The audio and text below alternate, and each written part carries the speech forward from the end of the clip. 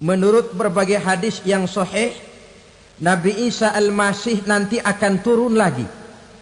Tidak membawa risalah yang baru, tapi meluruskan risalah Islam ini yang telah banyak ditinggalkan oleh masyarakat.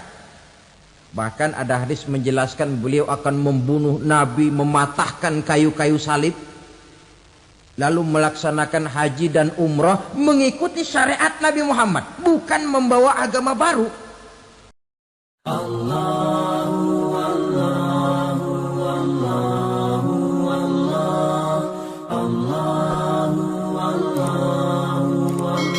Illa billah amma ba'du. Bapak-bapak, ibu-ibu, saudara-saudara kaum muslimin rahimakumullah. Pada pertemuan yang lalu sudah saya jelaskan bahwa hidup selalu berakhir dengan kematian. Apabila datang kematian menimpa seseorang, datanglah kiamat baginya. Itu yang disebut dengan kiamat kecil. Hakikatnya mati adalah perpindahan dari kehidupan di dunia ini menuju kehidupan di alam barzakh. Menunggu kita di alam barzakh sampai datangnya saat kiamat. Entah 10 tahun, entah 100 tahun, entah 1000 tahun, hanya Allah saja yang maha tahu. Adapun orang-orang beriman yang melakukan amal kebajikan dalam kehidupan di dunia ini, masa penantian yang lama di alam barzakh buat mereka sebentar saja.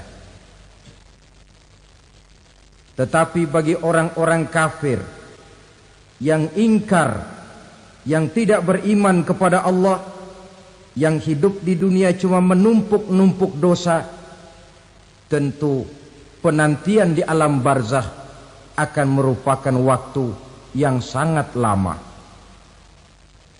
Bukankah dalam kehidupan kita waktu itu memang relatif? Contoh misalnya, bagi pemuda-pemudi yang sedang duduk asyik memadu cinta, waktu 4-5 jam saja rasanya cuma 4-5 menit. Tenggelam oleh keasikan. Tapi buat orang yang berbaring di rumah sakit, meratap di balik-balik apa itu tembok derita kata lagu, di balik dinding-dinding penjara, sehari bagai seminggu, seminggu rasa sebulan, sebulan boleh jadi rasa setahun. Penantian yang sangat lama. Kapan kiamat itu akan datang? Ini rahasia Allah. Jangankan kita yang orang awam, baginda Nabi sendiri tidak diberitahu oleh Allah kapan kiamat itu akan terjadi. Tetapi sungguh pun demikian, banyak hadis-hadis yang menjelaskan ciri atau tanda-tanda datangnya kiamat. Nah, kalau sudah bicara soal tanda, tanda kiamat itu ada 2. Pertama yang disebut alamatus sughra, tanda-tanda kecil. Ini waktunya masih ada tenggang. Ada yang dinamakan alamatul kubra, tanda-tanda besar, artinya kiamat sudah diambang pintu. Apa tanda-tanda kecil dari datangnya hari kiamat itu? Misalnya kata Nabi, apabila ilmu sudah diangkat oleh Allah, artinya apabila ulama sudah banyak wafat, minat orang belajar agama berkurang, lalu kebodohan nampak merajalela di mana-mana, zina dikerjakan secara terbuka, minuman-minuman keras jadi kebanggaan, itu termasuk di antara tanda-tanda kecil terjadinya hari kiamat. Apalagi misalnya iza waladatil ammatu rabbataha, apabila budak sudah melahirkan tuan. Apa maksudnya? Ada yang mentafsirkan apabila anak sudah bisa membudaki orang tuanya. Orang tua yang melahirkan dia, yang membesarkan dia, demi setelah si anak besar jadi orang berpangkat, bertitel, berharta, berkedudukan, jadilah orang tua itu budaknya. Sehingga sering dibilang kalau orang tua kaya, anak jadi raja. Tapi kalau anak yang kaya, orang tua sering jadi budak. Apalagi munculnya fitnah yang bergelombang, timbul perang antara dua bangsa yang besar, waktu berjalan terasa sangat pendek sekali. Itu merupakan tanda di antara tanda-tanda kiamat. Termasuk di dalamnya sulit membedakan mana laki, mana perempuan. Kan kalau tanda-tanda kayak begini sekarang sudah banyak kita lihat kan. Ulama banyak wafat, penggantinya sulit. Zina dikerjakan berterang-terangan, minuman keras jadi kebanggaan, banyak anak membudaki orang tuanya, sulit membedakan mana laki mana perempuan. Kadang-kadang dari belakang kita lihat perempuan bener, begitu kita colek nengok jenggotan.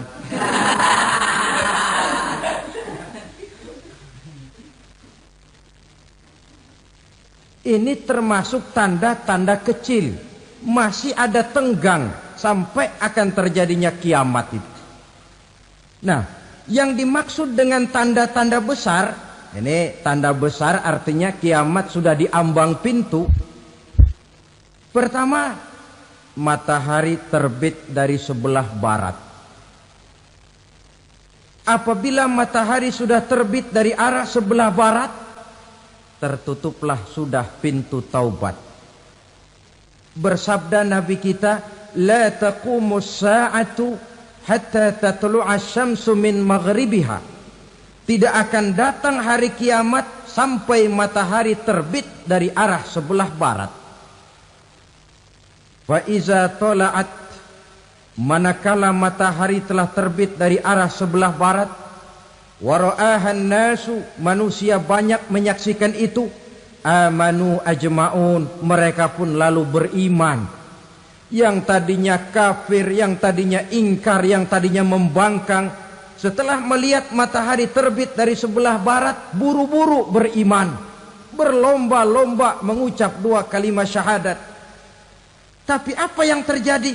Kata Nabi, wadzalika hina la yanfa'u nafsan imanuha lam takun amanat min qabl.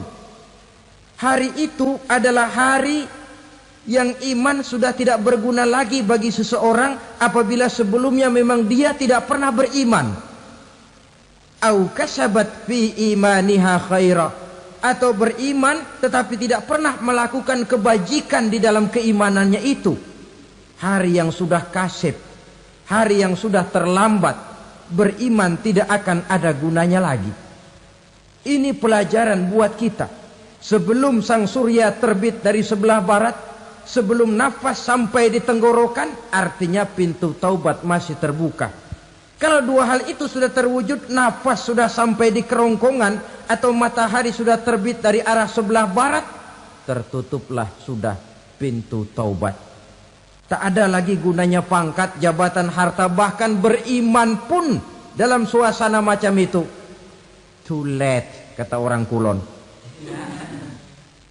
Sudah terlambat. Matahari terbit dari arah sebelah barat.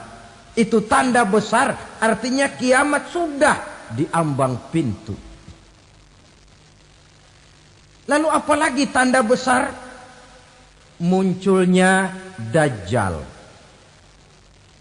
Dajjal artinya pendusta-pendusta yang menyesatkan manusia. Ada dua macam Dajjal, saudara. Ada Dajjal kecil. Ini Dajjal kelas teri. Kalau ini sejak zaman Rasulullah sudah ada itu. Tiap zaman ada.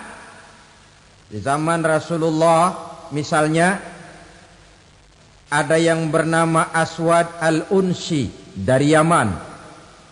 Ada yang namanya Musailamah al-Kazzab dari Yamamah. Ada yang namanya Ibnu Sayyad dari Madinah. Ini dajjal-dajjal di zaman Rasul. Musailamatul Kazzab memproklamirkan diri jadi nabi dia. Di zaman Rasul masih hidup. Ini dajjal zaman Nabi. Di zaman sahabat muncul dajjal-dajjal. Di zaman kita sekarang ini dajjal-dajjal pun gentayangan. Dajjal-dajjal kelas teri. Kerjanya mendustakan manusia, menyesatkan manusia, memalingkan manusia dari jalan yang benar dan diridhoi oleh Allah Subhanahu wa taala. Adapun yang merupakan tanda besar dari datangnya kiamat, dajjal-dajjal kelas kakap. Pembohong-pembohong besar yang menyesatkan masyarakat manusia berpaling dari jalan Allah mengikuti jalan mereka. Apa sih ciri dajjal itu? Kata Nabi dalam hadis Bukhari Muslim, "Inna dajjala", sesungguhnya yang namanya dajjal itu yakhruju, satu saat akan muncul mendekati hari kiamat. Wa inna ma'ahu ma'an, si dajjal ini membawa air. Wa naran, dan juga membawa api. Dua simbol. Di tangan yang satu dia bawa air, di tangan yang satu dia bawa api. Wa ammal ladzi yarahu an-nasu ma'an fanarun. Adapun yang orang banyak lihat air, hakikatnya adalah api. Yang dilihat api, hakikatnya adalah air. Oleh sebab itu, kalau api yang ditawarkan, ambillah air. Kalau air yang ditawarkan, pilihlah api. Maksudnya apa ini? Ini bahasa simbol, saudara-saudara. Dajjal bicaranya seolah-olah untuk kepentingan manusia, menawarkan surga. Surga yang dia tawarkan hakikatnya neraka.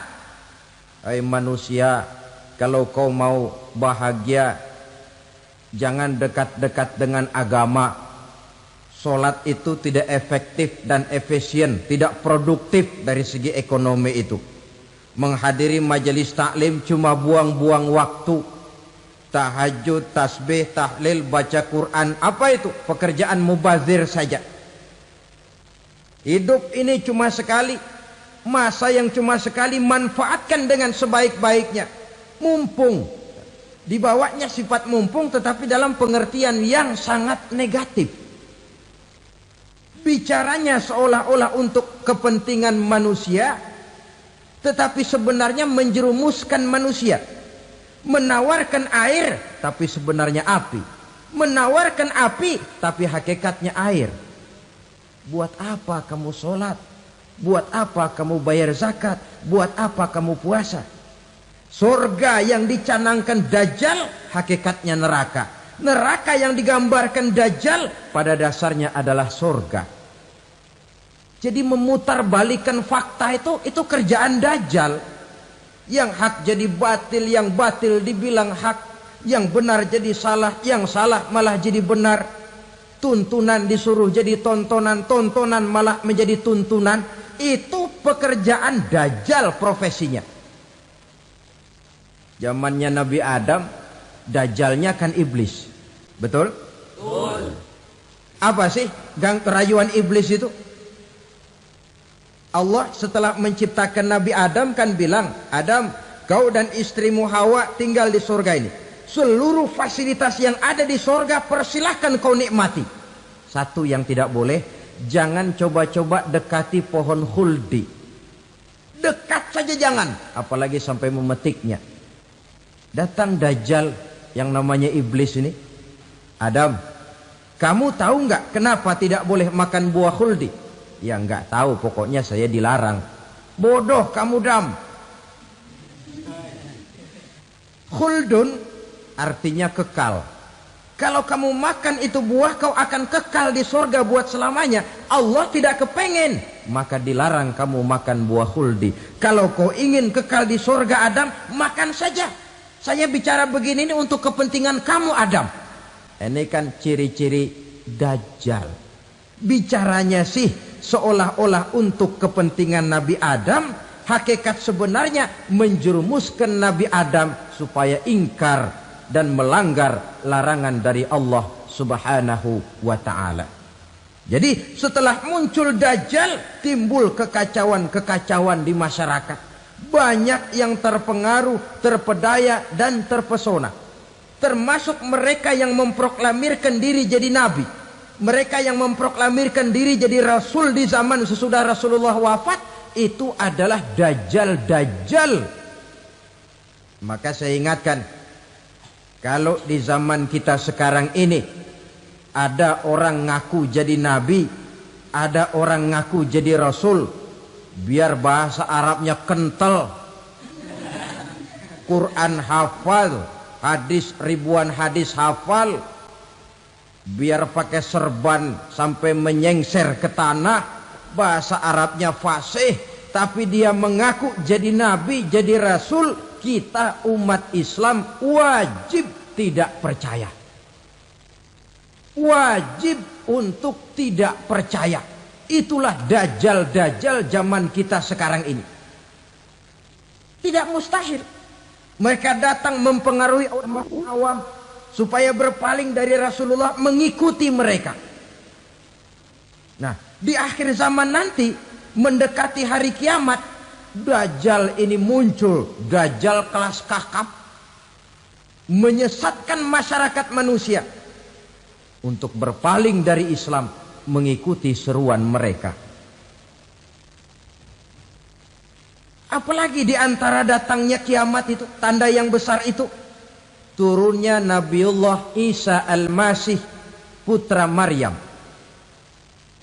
Menurut berbagai hadis yang sahih, Nabi Isa Al-Masih nanti akan turun lagi.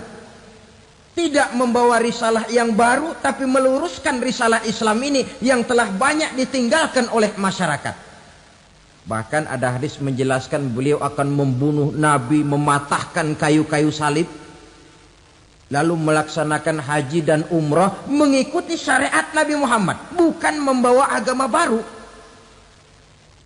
Menjadi semacam mujaddid, reformer, menyelamatkan manusia dari bisikan Dajjal. Bahkan ada riwayat yang menjelaskan bahwa Nabi Isa berhasil mengalahkan Dajjal, mengembalikan masyarakat manusia kembali kepada ajaran Islam yang datang dari Allah, dibawa oleh Rasulullah Sallallahu Alaihi Wasallam.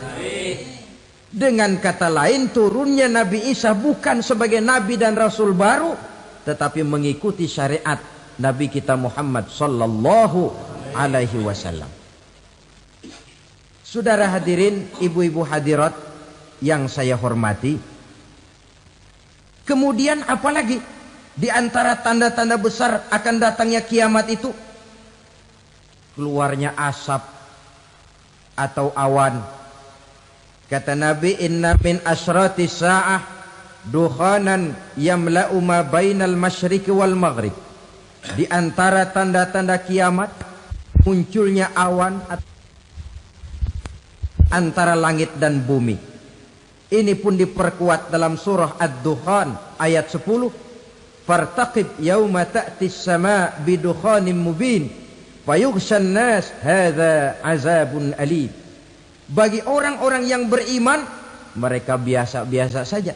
Tapi bagi orang kufur, datangnya asap dan awan ini merupakan azab yang kelewat pedih. Barangkali sedikit mendekati gambaran tentang azab yang pedih ini, saya ingatkan alam pikiran kita kepada peristiwa yang belum lama terjadi. Pernah dengar berita bocornya reaktor nuklir di Chernobyl, Uni Soviet? Pernah dengar? Nah, bocornya reaktor nuklir di Chernobyl yang mengakibatkan ratusan bahkan sangat mungkin ribuan nyawa. Cuma satu reaktor. Bagaimana kalau seluruh cadangan nuklir yang dimiliki oleh para negara adik kuasa ini diledakkan? Bahkan yang konon menurut catatan, cadangan nuklir yang dimiliki bersama oleh Amerika dan Rusia sekarang ini sudah sanggup memusnahkan 6 miliar manusia. 1,5 kali lebih banyak dari jumlah manusia yang nongkrong di permukaan bumi ini. Saudara-saudara hadirin yang saya hormati,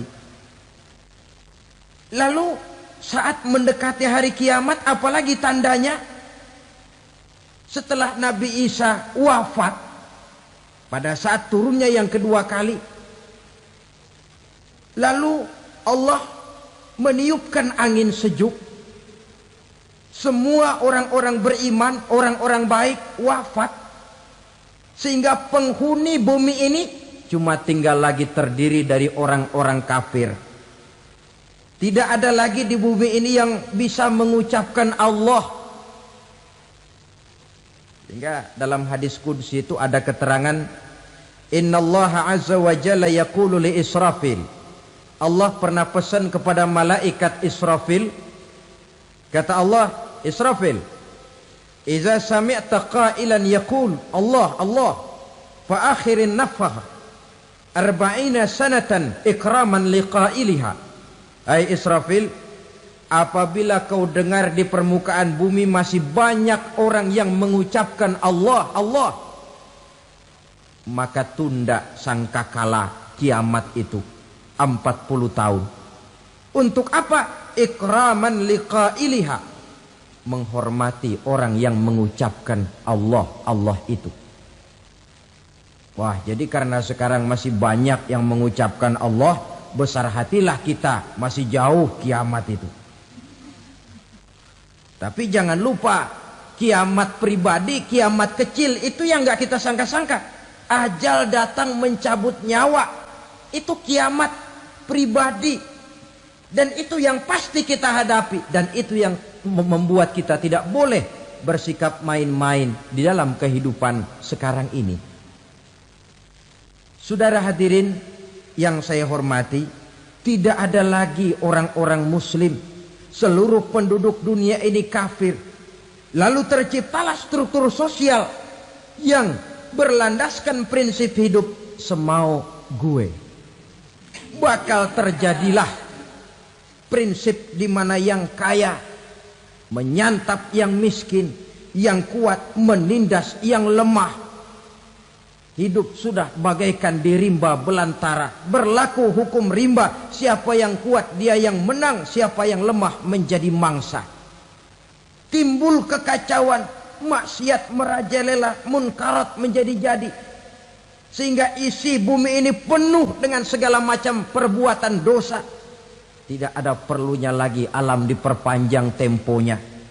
Datang saat yang sudah dijanjikan oleh Allah Azza wa Jalla, maka terjadilah yang disebut kiamat kubra, kiamat besar, kiamat ancur-ancuran.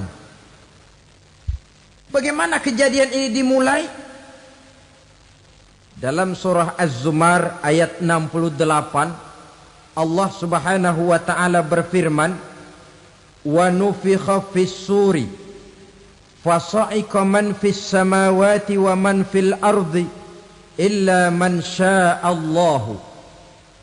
Maka manakala ditiuplah sangkakala, terkejutlah seluruh yang ada di langit dan seluruh yang ada di bumi. Bila saat kiamat datang, Allah perintah malaikat Israfil, Israfil, tiup sangkakalamu. Ditiuplah sangkakala oleh malaikat Israfil. Yang akibat daripada tiupan itu, seluruh yang ada di langit, seluruh yang ada di permukaan bumi terkejut. Yang ada di langit siapa? Malaikat kan. Bayangin aja kalau malaikat kaget, apalagi kita.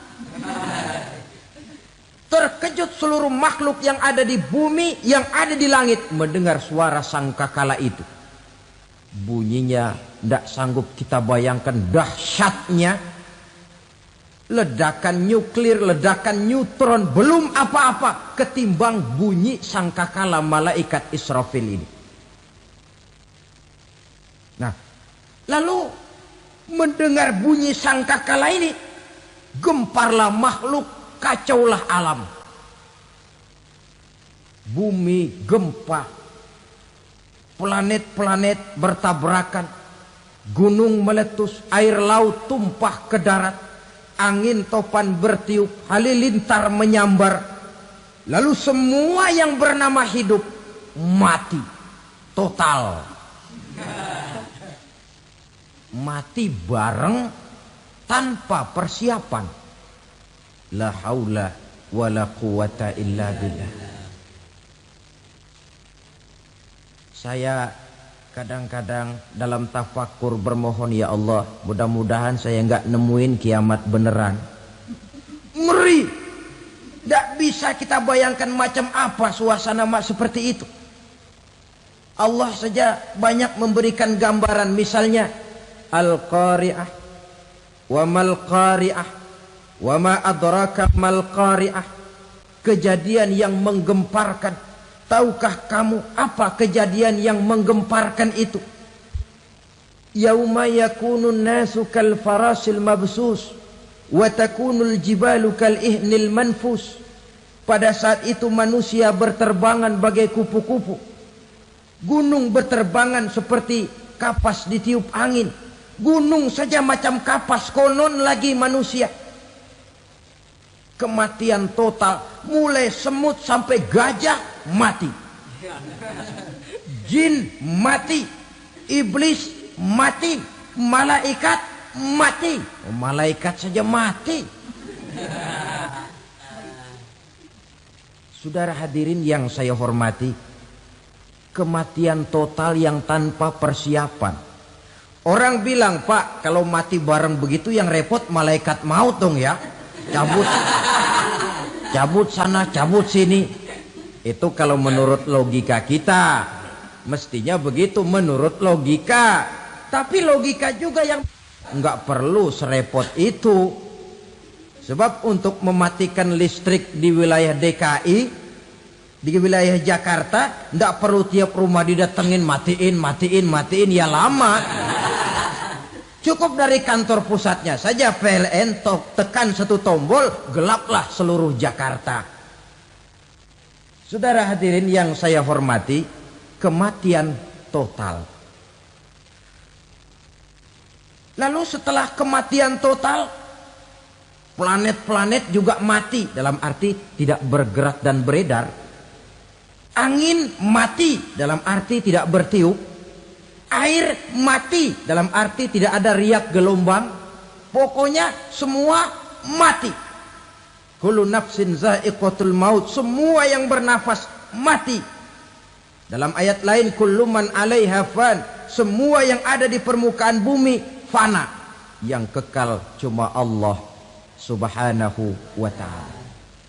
Yang paling belakang mati, malaikat maut dan malaikat Israfil. Tapi mati juga sesuai dengan janji Allah. 40 lamanya. Tidak dijelaskan oleh Abi Hurairah 40 jam, apa 40 hari, apa 40 tahun.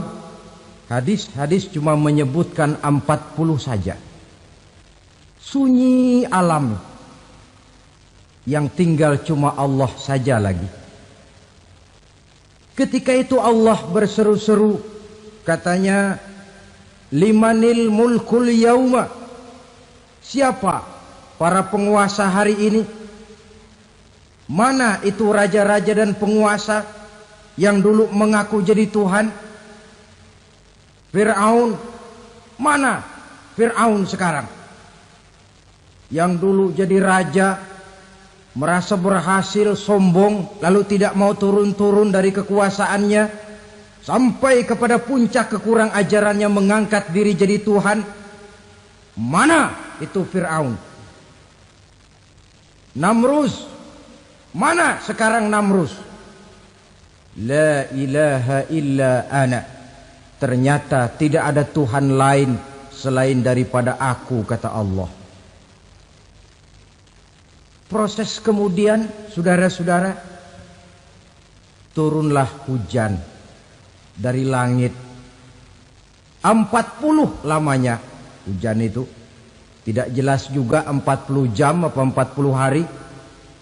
Setelah air turun membasahi, datanglah tiupan sangkakala yang kedua. Semua yang bernama mati bangkit dari kuburnya masing-masing. Ini yang disebut Yaumul Ba'thi, hari kebangkitan. Allahu Akbar. Pada saat kita bangkit dari kubur kita masing-masing, kumpul di padang mahsyar namanya. Bayangin aja, saya sendiri nggak sanggup bayangin. Manusia sejak zaman Adam sampai zaman kiamat kumpul bareng di tempat sama. Berapa banyaknya itu?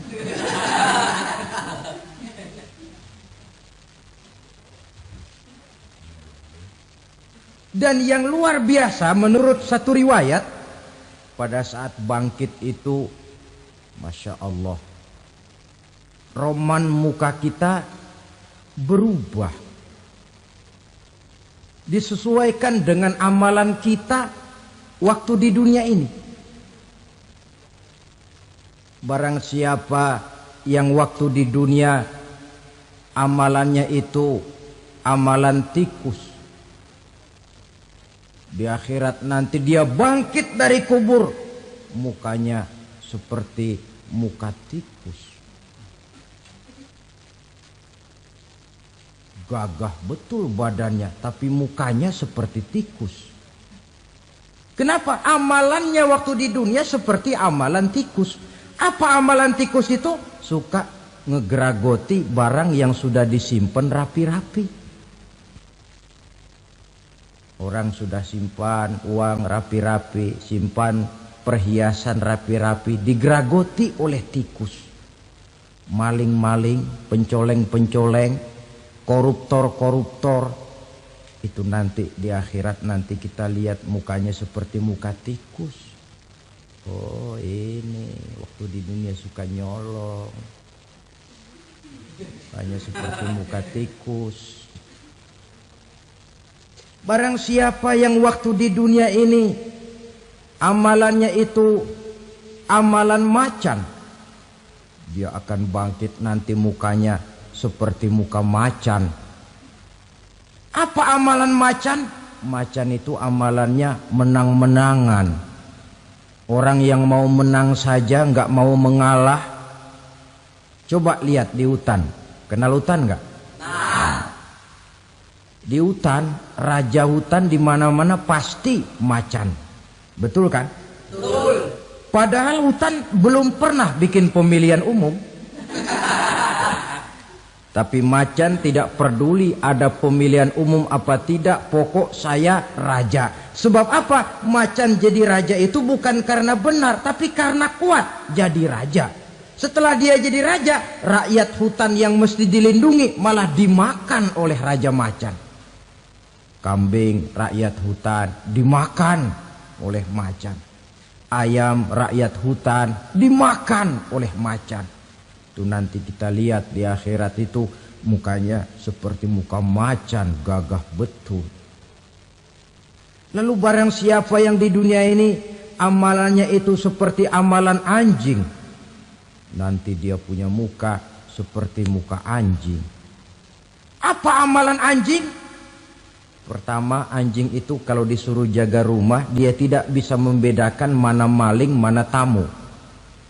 Biar yang datang maling, kalau bawa tulang, anjing kalem. Yang kedua, anjing itu akan setia kepada siapa saja yang memberinya roti. Siapa yang memberinya roti, itulah majikannya. Apa kata majikannya, pasti dia laksanakan. Soal benar atau salah dia tidak peduli. Setelah anjing dapat roti, dia tidak punya pilihan lain kecuali bilang, abdi mah kumaha juragan wae ayeuna mah.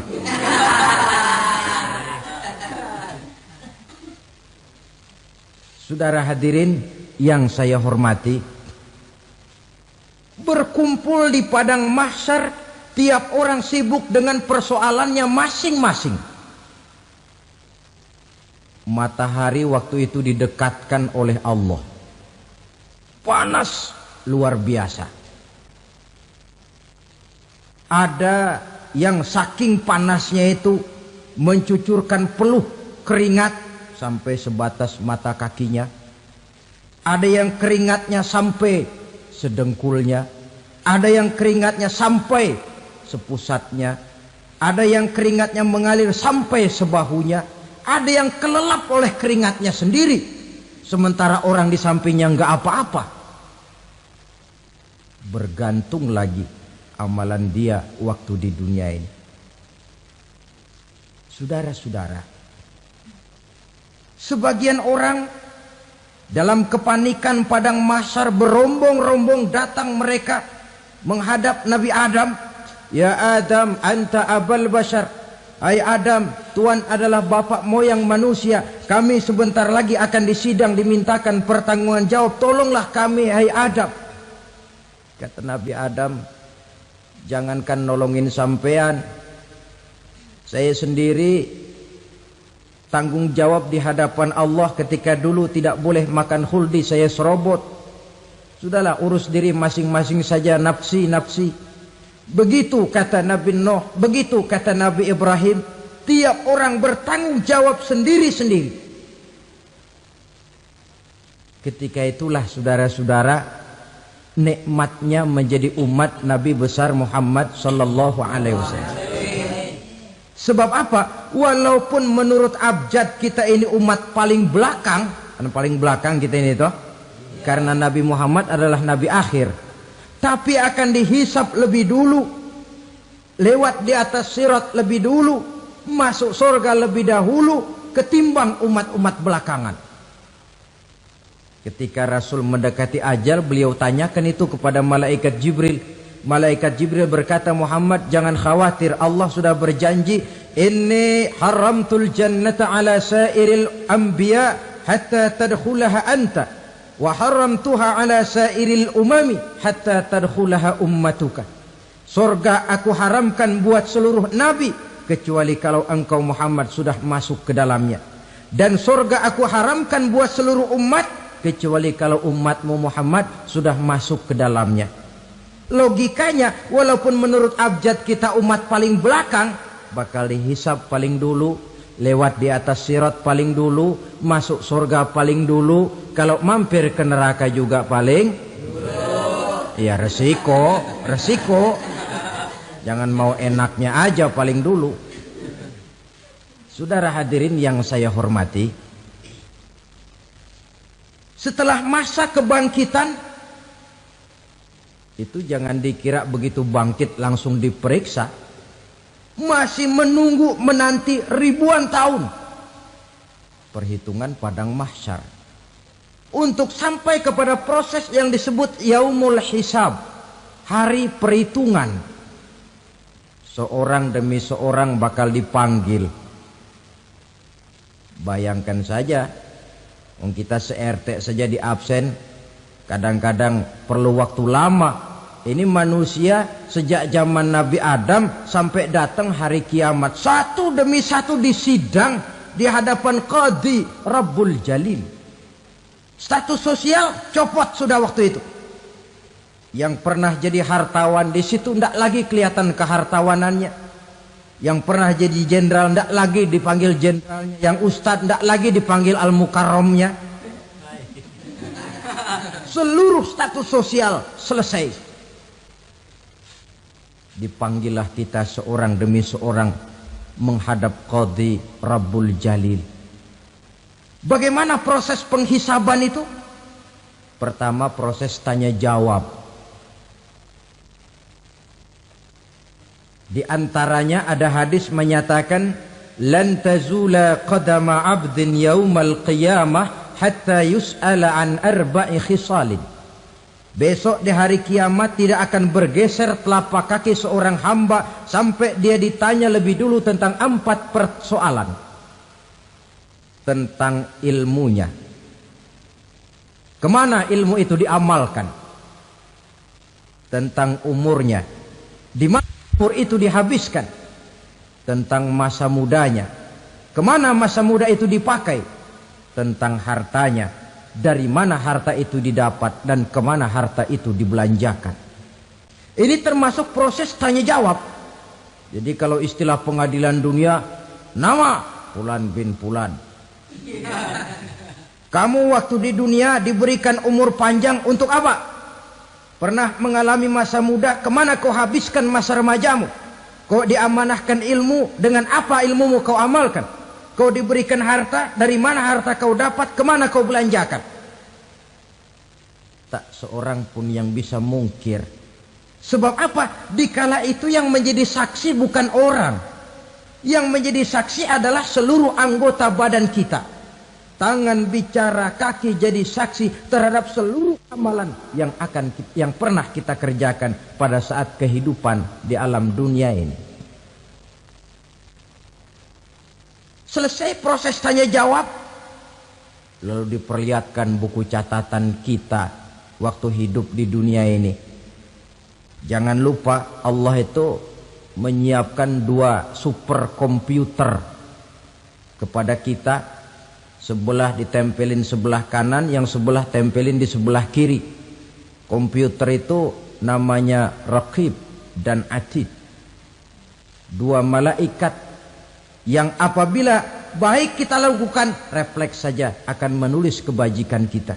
Jahat kita kerjakan akan tertulis. Catatan itu nanti diperlihatkan kepada kita. Waduh, alangkah malunya pada saat diperlihatkan catatan kita, buku rapot kita merah melulu. Barangkali diperiksa sambil diomelin, brengsek lo. Buku merah melulu begini bagaimana waktu hidup di dunia? Tidak cukup diperlihatkan buku catatan kehidupan, rekaman kehidupan. Rekaman kehidupan kita secara utuh sejak terlahir sampai ajal datang merenggut nyawa. Barangkali mirip dengan video sekarang ini, di mana terekam dengan baik seluruh kegiatan kita sejak yang sekecil-kecilnya sampai kepada yang sebesar-besarnya. Untuk kemudian kita pun menerima balasan. In khairan fa khairun wa in syarran fa syarrun. Kalau baik ya baik balasannya, kalau jahat ya jahat juga balasannya. Catatan-catatan kita diberikan. Kalau banyak kebajikannya diberikan di tangan kanan dengan cara yang halus. Kalau banyak kejahatannya diberikan dari sebelah kiri atau dilempar dari belakang. Itulah sebabnya sejak di dunia ini kita sudah mohon kepada Allah. Ketika berwudu membasuh tangan kanan, apa kita bilang? Allahumma a'tini kitabi biyamini wa hasibni hisaban yasira. Ya Allah, berikan saya kitab di tangan kanan, dan kalau saya memang perlu dihisap, hisaplah saya yang seringan-ringannya. Tangan kiri berlindung kita kepada Allah. Jangan sampai diberikan kitab di tangan kiri atau dari arah sebelah belakang. Wa a'udzubika an tu'tiya kitabi bishimali aw min wara'i zuhri, dari arah sebelah belakang. Na'udzubillah min dzalik. Setelah selesai lewat proses penghisaban, lewat mizan, timbangan, maka yang sudah selesai dihisab itu bergeraklah menuju sirat, jembatan yang terbentang menuju surga melalui neraka. Saudara-saudara, panjangnya perjalanan sirat itu memakan waktu ratusan tahun. Tetapi orang yang lewat di atas sirat pun macam-macam, bergantung amalannya ketika di dunia ini. Ada yang lewat di atas sirat itu kal barkil khatib, seperti kilat yang menyambar, lep, sudah sampai dia di surga. Cepat bukan main. Ada yang lewat di atas sirat itu seperti orang lari-lari. Ada yang lewat di atas sirat itu seperti orang jalan biasa. Ada yang sambil merangkak, ada yang sambil ngesor, ada yang sambil gelayutan, ada yang selamat sampai ke ujung ke surga, ada yang tergelincir jatuh masuk ke dalam neraka, bergantung amalannya dalam kehidupan di dunia sekarang ini. Tiap kita akan melewati yang namanya sirat ini. Saudara-saudara kaum muslimin yang saya hormati, dengan demikian mereka yang selamat melalui sirat sampai ke terminal akhir surga, mereka yang ketika dihisab ternyata banyak kejahatannya daripada kebaikannya, mereka singgah di dalam neraka.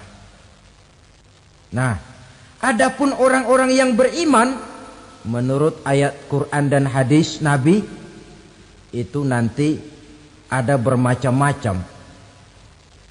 Ada orang beriman itu yang dimasukkan surga. Ada orang beriman itu yang dimasukkan ke dalam surga. Ada orang beriman itu yang disebut penduduk surga. Kenapa lain-lain, Pak? Karena waktu di dunia amalannya juga lain-lain. Ada orang beriman yang masuk surga. Ini paling murah tiketnya. Mau masuk surga? Kata Nabi begini, ma min abdin qala la ilaha illallah thumma mata ala dhalik illa dakhalal jannah. Kalau seorang hamba sudah mengucap dua kalimat syahadat, dia yakin dengan kebenaran kalimat itu sampai matinya, orang itu akan masuk surga. Abi Dzar yang waktu itu diajak bicara heran, ya Rasul kok gampang betul? Iya. Walaupun orang itu mencuri, iya. Walaupun orang itu berzina, iya. Biar dia mencuri, biar dia berzina, kalau dia sudah mengucap dua kalimat syahadat, dia yakin dengan kebenaran kalimat itu sampai matinya, itu orang akan masuk surga. Jadi masuk surga cukup dua kalimat syahadat, yakin sampai mati, masuk surga. Itu perkara masuk. Tapi kalau pertanyaannya diterusin, masuknya kapan, Pak? Nah, ini lain lagi urusannya. Sebab ada yang masuknya itu langsung, ada yang mampir dulu. Di sana tempat cuma dua, kalau tidak surga, neraka. Mau ke surga tapi mampir dulu, yang mampirnya jelas di neraka. Kenapa? Dalam hadis qudsi ada riwayat, nanti itu di akhirat, setelah Allah selesai mengatur penduduk surga masuk surga, yang neraka masuk neraka, Allah berkata kepada malaikat Malik, malaikat Malik, labaik ya Allah.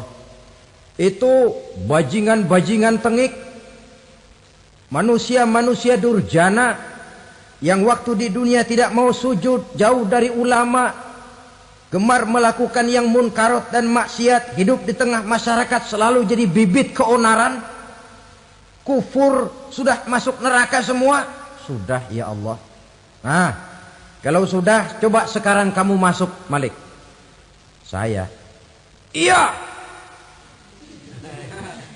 masuk neraka. Mau apa ya Allah? Kata Allah, akhriju minan nar man kana fi qalbihi misqala habatin min khardalin min iman. Kau masuk neraka, cari di dalam neraka orang-orang yang ada imannya walaupun kecil sebesar biji zarah, angkat mereka keluar. Masuk malaikat Malik ke neraka, cari orang yang ada imannya, korek-korek. Ya repot, udah pada gosong. Yang ada imannya diangkat ke atas, yang ada imannya diangkat ke atas, lalu dimandikan di Nahrul Hayat, namanya sungai kehidupan di akhirat nanti. Cakep lagi rupanya, bersih lagi wajahnya, apel di hadapan Allah. Kata Allah, bagaimana mas? Kapok nggak sampean? Kapok ya Allah. Nah, kalau kapok, idhab fadkhulil jannah. Pergi, masuk surga sana. Berangkat mereka ke surga. Ketemu sama teman-temannya yang udah sampai lebih dulu. Yang nggak pakai mampir lagi. Terjadi dialog. Kata teman-temannya yang udah pada nyampe duluan, Mas, iya. Emang baru sampai? Saya baru sampai. Memang mampir di mana dulu, Mas? Kita sudah lama sampai di surga. Saudara buka surah Al-Muddatsir ayat 34-35. Ma salakakum fis saqar? Kenapa kamu mampir di neraka Saqar? Qalu lam naku minal musallin. Mereka menjawab, kami mampir di neraka Saqar, Mas, gara-gara dulunya kami waktu di dunia ndak pernah sholat. Nggak pernah sholat? Nggak pernah. Kan rumahnya dekat masjid. Cuma dekat doang, Mas. Sholat mah enggak saya. Nggak pernah ngasih makan fakir miskin. Nggak pernah hadir di majelis taklim. Pendeknya nggak pernah melakukan kebajikan. Maka saya pun mampir di neraka Saqar. Untung betul saya punya iman, Mas, sedikit. Waktu hidup di dunia dulu saya pernah mengucap 2 kalimat syahadat. Sekali-kalinya waktu mau kawin. Masya Allah. Untung saja kawin. Kalau nggak kawin, polos.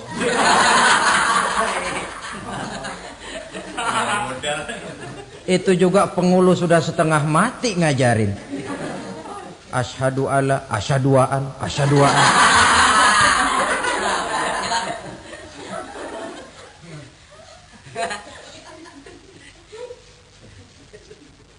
Ini namanya masuk surga. Ada mampir dulu.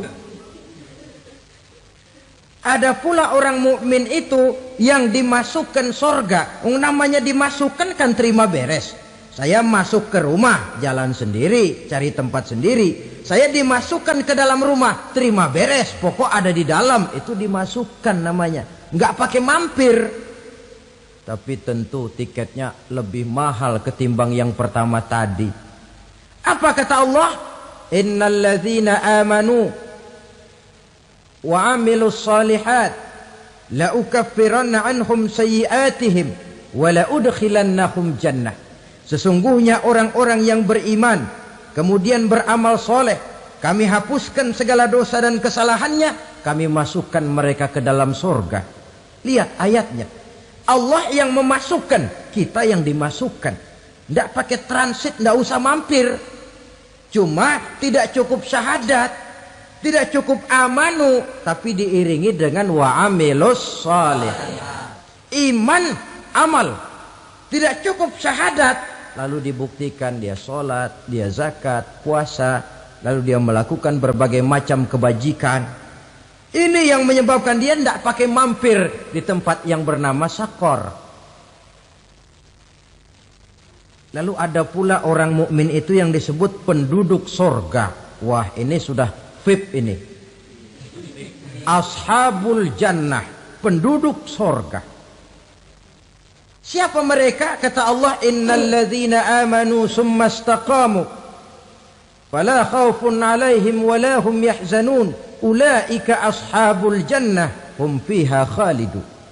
Sesungguhnya orang-orang yang beriman lalu istiqamah, tetap dalam melaksanakan perintah Allah, tidak goyang, tidak labil tapi stabil, istiqamah, mereka tidak takut dan tidak bersedih hati. Merekalah penduduk surga.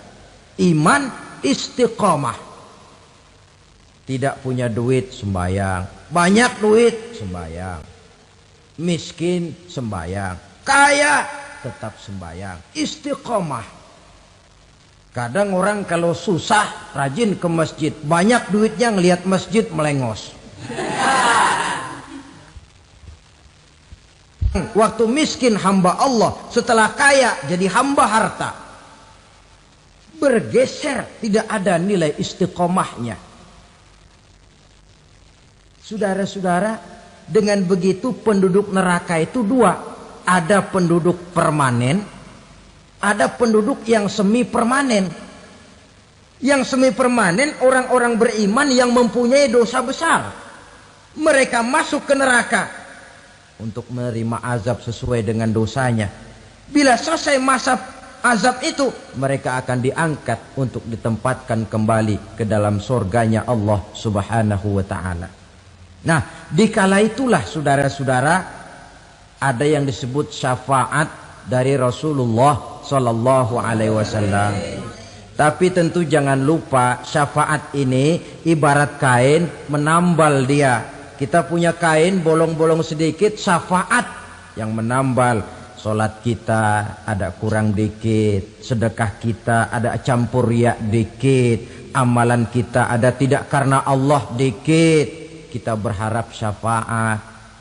Jadi biarlah kain masih bolong-bolong, yang penting punya kain. Tapi kalau kainnya tidak ada, yang ditambal apanya? Sholat tidak, puasa tidak, zakat tidak, berharap syafaat saja. Ya, terlalu berlebihan itu. Saudara hadirin yang saya hormati, apabila selesai proses penghisaban, proses penghitungan, maka dikala itulah manusia terbagi dalam dua kelompok besar. Fariqun fil jannah wa fariqun fis sa'ir.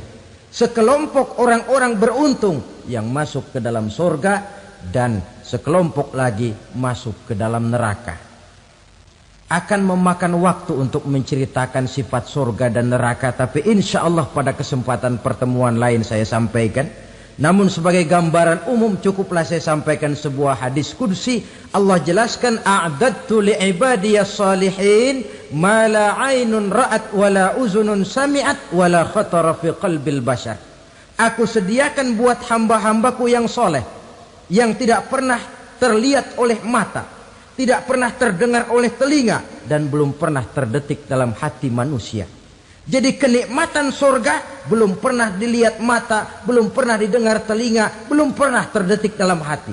Pedihnya azab neraka belum pernah terlihat mata, belum pernah terdengar telinga, belum pernah terdetik dalam hati.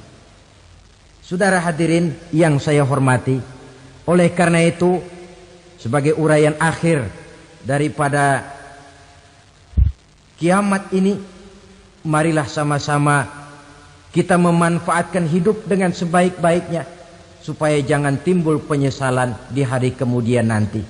Mudah-mudahan kita seluruhnya diselamatkan Allah dari azab neraka dan mendapat surga dan ridhonya. Sekian dan demikianlah pertemuan kita kali ini. Wa barakatuh.